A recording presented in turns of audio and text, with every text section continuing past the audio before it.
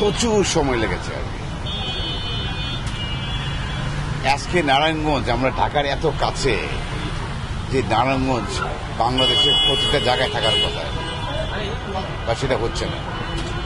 নারায়ণগঞ্জ ছিল একটা গডফাদারের জায়গা, এখনো আছে।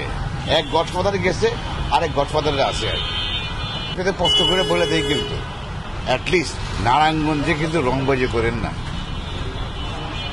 নারায়ণগঞ্জের সাধারণ মানুষের পাশে কিন্তু থাকার চেষ্টা করেন।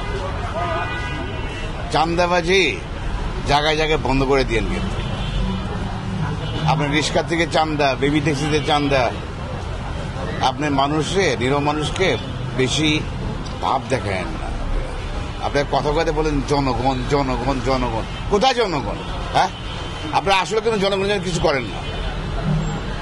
আপনারা সবসময় নিজের পকেটের জন্য করেন না, নিজের স্বার্থের জন্য করেন না। বাংলাদেশ আপনারা যত চেষ্টা করেন, যত বড় দল এইটা ওইটা বলেন, পলিটিক্স একটা হলো অ্যাক্টিং করা, অ্যাক্টিং করেন। আপনাকে মনে দেশের জন্য কিছু করেন না। বাংলাদেশ কোনোদিন আগের জায়গায় যাবে না, আর যাইতে পারেও না। এই যে এখন মনে করেন যে আপনি যে করাপশন, আমাদের যে ইয়াং ছেলেরা যারা অ্যাটলিস্ট তারা তো নেতৃত্ব দিয়ে তো দেশটাকে স্বাধীন করছে না? এই নিয়ে কোনো সন্দেহ আছে? তোমরা তো লড়াই করছে না? সেইটাকে অস্বীকার করার লোকজন বাইরে গেছে, বাড়ছে কেন জানো?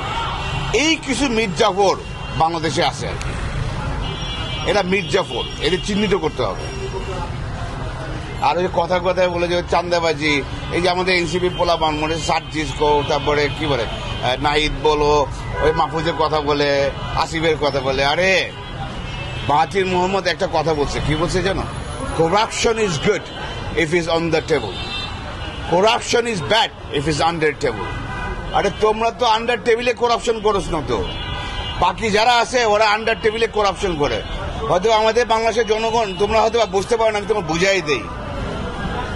কাউকে কোনো কাজে পাওয়ায় দেওয়ার জন্য যদি সমঝোতার মাধ্যমে, কথার মাধ্যমে কিছু লেনদেন হয়, ওটাকে হালাল।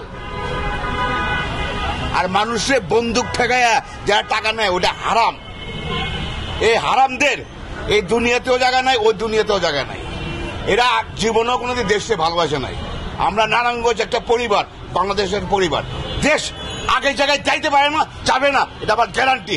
আমি ওনাদের শুধু শিক্ষা ব্যবস্থা আজকে যেটা স্টার্ট করেছি আর কি, দেখেন আমি নারায়ণগঞ্জে কন্টিনিউস করে যাব। আমি যারা এটা অর্গানাইজ করেছে তাদেরকে আমি ধন্যবাদ। আমি তাদেরকে আজকে কষ্ট করে বলেছি এটা কন্টিনিউয়াস চালাই যেতে, শুধু এইখানে না, সব জায়গাতে।